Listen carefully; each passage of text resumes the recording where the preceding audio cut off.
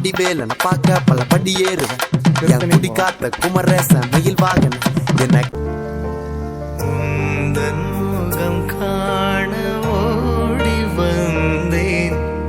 எந்த குறை சொல்ல தேடி வந்தேன். உனது முகம் பார்த்து சொல்ல மறந்தேன். இன்பு உணர்ந்தேன். எந்த சுமை தாங்கினாய் முருகா.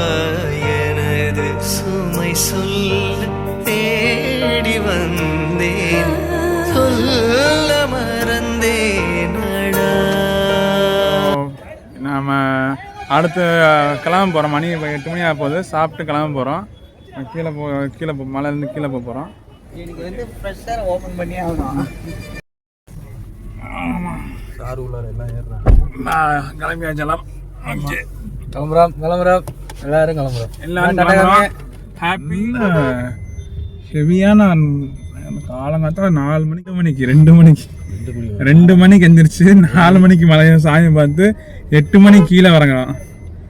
4 மணிக்கே சாமி பார்த்துட்டேன் நீ. 4 மணிக்கு சாமி பார்க்க போய் 4 மணிக்கு சாமி பார்க்க போய் 7:30க்கெல்லாம் வெளியே வந்து சில பல காரியங்கள்லாம் செஞ்சு முடிச்சு பர்ச்சேஸ்லாம் பண்ணிட்டு தான் திருப்தியா கீழே இறங்குறான். நல்ல தரிசனம்.